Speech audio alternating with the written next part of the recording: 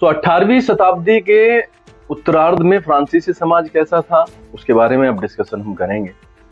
1774 में एक बूर्बो राजवंश था, उसका लुई 16 करके केवल 20 साल की उम्र में फ्रांस की राजगद्दी पर बैठा और उसका विवाह ऑस्ट्रिया की राजकुमारी मैरी एंटोइनेट से हुआ था। जब वह राजगद्दी पर बैठा तो उसने राजकोष को चेक करवाया। राजकोष खाली मिला, यानी राज्य के पास में कोई भी पैसा नहीं था और उसके कुछ रीजंस थे, कुछ मुख्य कारण जो कि मैं आपके सामने बताना चाहूंगा, पढ़ना चाहूंगा। तो राज्यारोहण के समय राजकोष खाली मिलने के कुछ कारण थे, वो ये थे। पहले नंबर पर आता है, लंबे समय तक चले युद्धों के कारण फ्रांस के वित्तीय संसाधन नष्ट हो चुके थे। बहुत लंबे समय तक उन्होंने युद्ध लड़े, इसके कारण जो वित्तीय संसाधन थे वो चले गए। वर्साय के एक विशाल महल और राजदरबार की शान शौकत बनाए रखने की फिजूल खर्ची का भी बोझ था। फ्रांस द्वारा अमेरिका के 13 उपनिवेशों को ब्रिटेन से आजाद कराने में 10 अरब लिवरे, जो कि वहां की मुद्रा है, 10 अरब लिवरे से अधिक का कर्ज हो गया था। पहले से 2 अरब लिवरे का कर्ज था। कर्जदाता 10% ब्याज की मांग करने लगे थे। इस कारण फ्रांसीसी सरकार अपने बजट का बहुत बड़ा हिस्सा कर्ज चुकाने के लिए प्रयोग करती थी। और ये जो कर्ज है और ये जो इंटरेस्ट है, ब्याज है, ये बहुत बड़ी भूमिका निभाएगा आगे कुछ चीजें समझने में। तो इसलिए ये बहुत, मतलब स्टूडेंट को मैं कहना चाहूंगा कि उसे अंडरलाइन करें।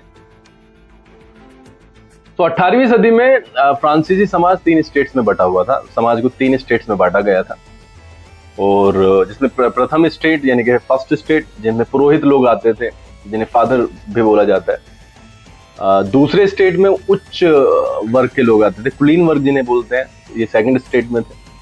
और थर्ड स्टेट में बड़े व्यवसायी थे, व्यापारी थे, अदालती कर्मचारी, वकील आदि, किसान और कारीगर, छोटे किसान, भूमिहीन, मजदूर, ये नौकर आदि। तो थर्ड स्टेट में ये लोग होते थे। पूरी आबादी में लगभग 90% किसान थे, लेकिन लगभग 60% जमीनों पर कुलीनों, चर्च और तीसरे स्टेट्स के अमीरों का अधिकार था।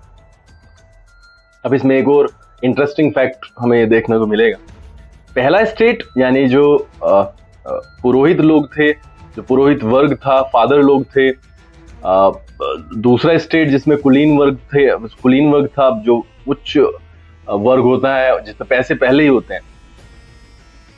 जो टैक्स दिया जाता था, ये दोनों ही वर्ग टैक्स फ्री थे, यानी इनको टैक्स न देने का एक प्रिविलेज मिला हुआ था, यानी एक अधिकार मिला हुआ था।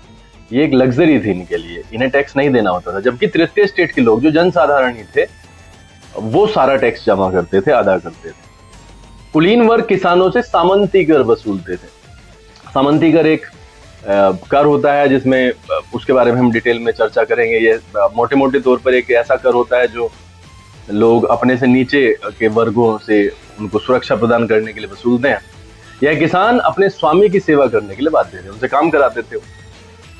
2 बिंदु यहाँ पर बहुत इंपॉर्टेंट है। एक शब्द है टाइद। यह एक धार्मिक कर होता था। यह चर्च द्वारा किसानों से वसूला जाने वाला कर था। यह कृषि उपज के 10वें हिस्से के बराबर होता था, टाइद। और एक वर्ड है टाइल, जो कि प्रत्यक्ष कर यानी कि डायरेक्ट टैक्स होता था। यह तीसरे स्टेट द्वारा सीधे राज्य को दिए जाने वाला कर था। साथ में अप्रत्यक्ष कर भी था। वो इनडायरेक्ट टैक्स वो था जो हम रोजमर्रा की चीजें खरीदते हैं और उनके ऊपर हमारा टैक्स जाता है।